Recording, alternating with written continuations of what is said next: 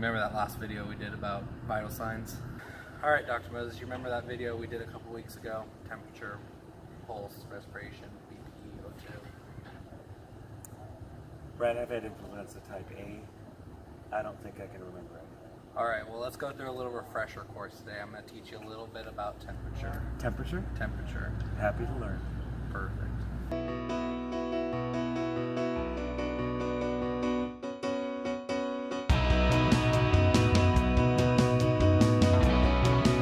Good morning, everybody. Welcome back to another video. Got Jessica, Dr. Moses, ER Tech Brad. So what did we learn about in the last video, Dr. Moses? Well, I remember the last time you taught me the correct sequence of the vital signs. Mm-hmm. And which is the first? You're asking me right now? I am. Oh, shit. All right, let me see. I think the first vital sign is blood pressure. Nope, it's temperature. Temperature? First recorded vital sign is temperature. Okay, so temperature. Well, let me guess. Temperature, heart rate? Mm-hmm. Temperature, heart rate, blood pressure? Mm-hmm. Temperature, heart rate, respiratory rate, Mm-hmm. then blood pressure, Mm-hmm. and then O2 set. Yes, sir. All And right. a sixth vital sign of pain. Okay, so what are we learning today, Brad? So today we're going to learn about temperature. The average temperature is about 98.6. We consider a fever at 100.4. Possible sign of infection when you do have a fever on a patient. There are several different types of temperatures. You can do an oral temperature. You can do an axillary temperature. You can do a rectal temperature. Oh. No? So there's several different types of temperatures you can obtain on a patient. Okay. And so what are we learning today? Can I take your temperature, oral temperature today? Sure. Okay, fantastic. So you want to make sure you go under the patient's, oh no thanks. You want to make sure you go under the patient's tongue all the way towards the back, not to cause any pain, but far enough back where you get an accurate temperature. You know, sometimes when I'm getting my temperature taken, the nurse will talk to me while the thing is in my mouth. I can't answer anything, right? Timing is everything. Wait, if I were to talk while that thing is in my mouth, will it affect the temperature? Absolutely. The air going in and out of your mouth could change the temperature. So it won't be accurate. Correct. Okay. That's why we use orifices rather than an axillary temperature, because it's more accurate if you actually go in the mouth or in the rectum. What's an axillary? Under the armpit. Under the armpit. Yeah. So your temperature is 98.5. You're normal and you're not a zombie. 98.5, totally normal. So bad. How do you feel? Great.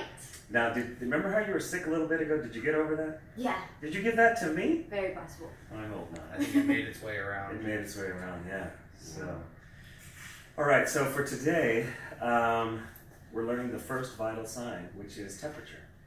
And temperature is very important because your body's core temperature tells us, all three of us, a lot about what's happening inside. If your core temperature is too high, that could be from infection or heat exhaustion or any kind of problem that would cause your temperature to go too high. A body temperature that goes too high is really bad. If it's too high, you can die from it, right? Same thing on the other end of the spectrum is if your body temperature were to go too low, your core body temperature to go too low, your heart would slowly stop beating, you would stop breathing, and then you would die. So as far as a vital sign, temperature is very important because it helps us know where you are on that spectrum of temperature. And the closer you are to normal, the better you are, and we as medical people can breathe a little easier.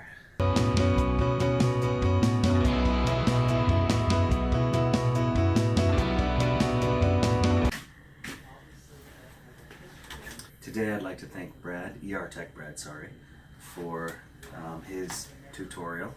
So in this video, Brad spoke about different methods to take the temperature. I think he might have mentioned the oral method, tympanic method, there's also a forehead method, axillary method, and then the rectal method. All of these methods are our attempt as medical people to try and figure out what's your core temperature. I wanted to make note of the fact that an axillary temperature, which is where we take the thermometer probe and we put it under your arm, is going to measure a slightly lower number than if we were to do an oral temperature, which is closer to your core. So we understand that an axillary temperature might be, let's just say, 97, but your oral temperature might be 98.6, and that a 97 here and a 98.6 here kind of mean the same thing to us. A normal core temperature for, I would say, pretty much anyone that's a medical person assessing you as a patient, normal core temperature is going to be approximately 98.6 degrees Fahrenheit or 37 degrees centigrade. Here in America, we're still using Fahrenheit, but we're starting to learn centigrade. We're starting to learn those numbers, and give us a little bit of time. We'll catch up to the rest of the world. Oh wow! So my lecture is starting to drag on, but I'm going to throw in a few little tidbits for you.